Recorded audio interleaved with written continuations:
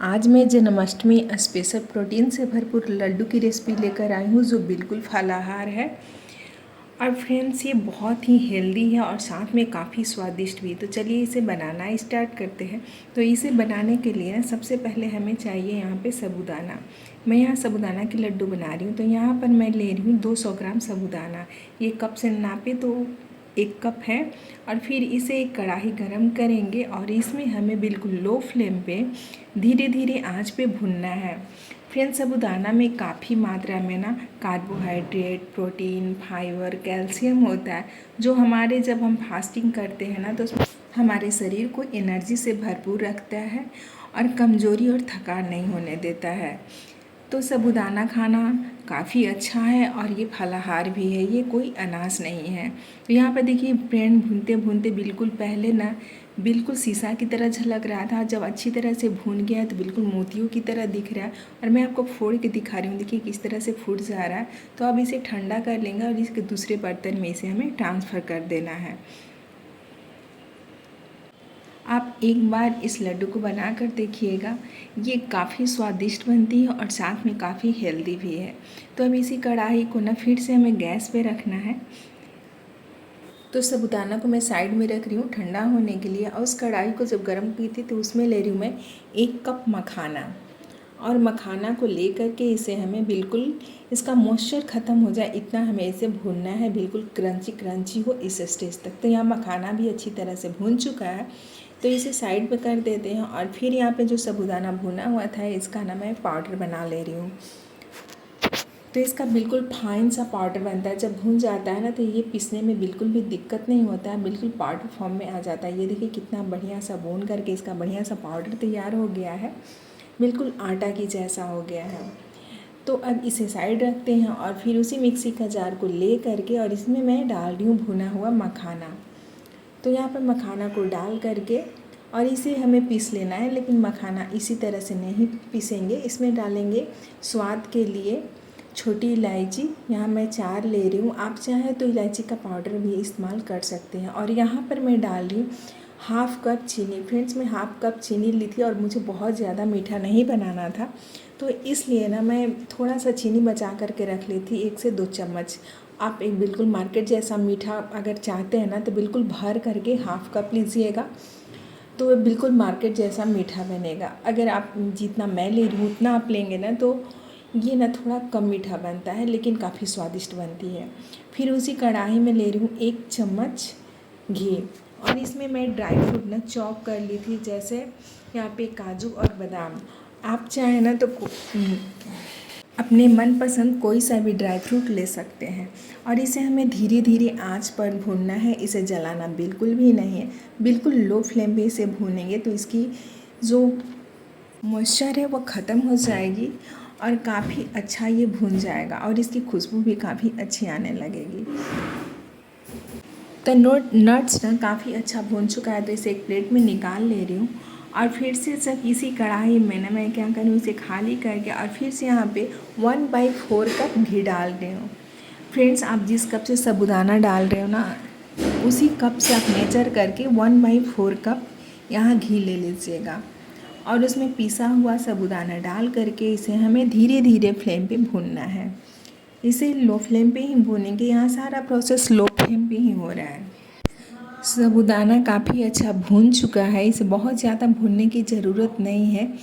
लेकिन ये जो पीसने के बाद ना कभी कभी कोई कोई दाना अंदर की तरफ ना उतना ज़्यादा नहीं भुनाई होती है, तो इसे भूनने से ना वो भून जाएगा। और जब ये अच्छी तरह से भूनेगा ना तो घी भी छोड़ने लगता है।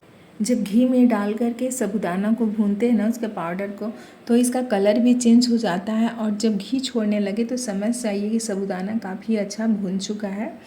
तो बिल्कुल हमें उसी स्टेज से भूनना है इसे, और थोड़ा सा इसका कलर चेंज आने तक भून लेंगे। और यहाँ पर देखिए फ्रेंड्स मैं डाल रही हूँ खसखस। खसखस में ना काफ़ी मात्रा में ओमेगा 3 फैटी एसिड होता है, प्रोटीन होता है, कैल्शियम, आयरन होता है। जब हम फास्टिंग करते हैं ना तो ये हमारे शरीर के लिए काफ़ी हेल्दी होता है।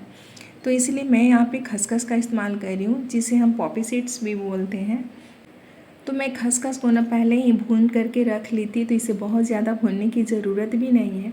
तो यहाँ पे बस जब आटा भून जाए ना तब उसी स्टेज पे मैं यहाँ पे डाली हूँ। अगर आप ऑपोजिट नहीं पहले से भुना हुआ है तो उसे जब ड्राई फ्रूट आप भून रहे हो ना उसी समय डाल दीजिए। और यहाँ पे पिसा हुआ मखाना, चीनी और जितने ड्राई फ्रूट्स से इलायची सभी को अच्छी तरह से मिक्स कर लेना। फ्रेंड, यहाँ पर याद रखने वाली बात ये है कि मैं यहाँ पे गैस को ना ऑफ़ कर दे हूँ और जो गरम है ना, गरम गरम जो साबूदाना का पाउडर है जिसे मैं भून ली हूँ, तो ये गरम गरम है तो यहाँ पे चीनी बिल्कुल अच्छी तरह से मेल्ट हो जाएगा इसकी गर्माहट से।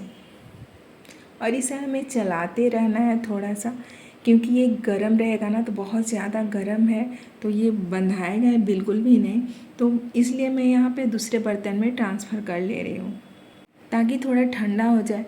बादाम में भी प्रोटीन, फाइबर, विटामिन, कैल्शियम होता है और काजू में भी प्रोटीन, विटामिन ए, बी, ई, के, B6 होता है। तो समझ लीजिए कि ये लड्डू हमारे लिए कितना फ़ायदेमंद है और काफ़ी एनर्जेटिक भी है। तो आप भी ये फास्टिंग में इस लड्डू को बनाइए, एंजॉय कीजिए और अपने हेल्थ का भी ख्याल रखिए। जब हम फास्टिंग करते हैं ना तो हमें काफ़ी ज़्यादा वीकनेस हो जाती है। अगर आप इस लड्डू को बना लेंगे ना और खाएंगे तो फिर आपकी कमज़ोरी छूमंतर हो जाएगी। आप फास्टिंग में कि आप इस तरह भी इस लड्डू को बना करके खाइए और एंजॉय कीजिए। और इसे बना कर ना आप 15 से 20 दिन के लिए स्टोर भी कर सकते हैं। और यहाँ पे देखिए फ्रेंड्स किस तरह से चीनी मेल्ट हो गया है। तो मैं इसमें ना हल्का हल्का अभी गरम ही है, गरम गरम में ही थोड़ा सा, बहुत ज़्यादा गरम रहेगा तो हाथ जलेगा तो लड्डू बंधाएगा नहीं। तो हल्का हल्का जब गरम रहेगा तभी लड्डू को बांधेंगे। अगर लगे ना आपको कि लड्डू नहीं बंधा रहा है, भर भरा है, तो इस स्टेज पे ना थोड़ा सा 1-2 चम्मच दूध मिक्स कर लीजिए तो उससे लड्डू अच्छी तरह से बन जाता है। और ये देखिए हमारी बहुत ही हेल्दी सी लड्डू बन रही है और कितना बढ़िया से इसका बॉन्डिंग आ रहा है, कितना बढ़िया ये बंधा रहा है। तो इसी तरह से ना सभी लड्डू को बना लेंगे। तो अभी त्योहारों का मौसम जो है स्टार्ट हो गया है। तो अगर आप फास्टिंग के दिन मन नहीं करता है, बहुत थक जाते हैं और मन नहीं करता है कि कुछ भी बनाए, तो इसे पहले से बना करके इसे स्टोर करके रख लीजिए और फास्टिंग के दिन आप इसे खाइए। या फिर इसी तरह से सुबह सुबह रोज़ एक लड्डू खाइए और सारी बीमारियों को छूमंतर कर दीजिए। तो यहाँ पर देखिए मात्र 1 कप पे साबूदाना से ना कितने सारे लड्डू बनकर तैयार हो गया है। तो मैं यहाँ पे एक कंटेनर ले रही हूँ और इसमें ना लड्डू को भर करके स्टोर कर दे रही हूँ और हमारी बहुत ही हेल्दी टेस्टी लड्डू बनकर तैयार हो गई है। तो मैं आपको एक लड्डू ना फोड़ करके दिखा रही हूँ कि हमारी लड्डू कितनी स्वादिष्ट बनी हुई है। तो बहुत ही सॉफ्ट और मुंह में घुल जाने वाली लड्डू बनकर काफ़ी हेल्दी तैयार हो चुकी है।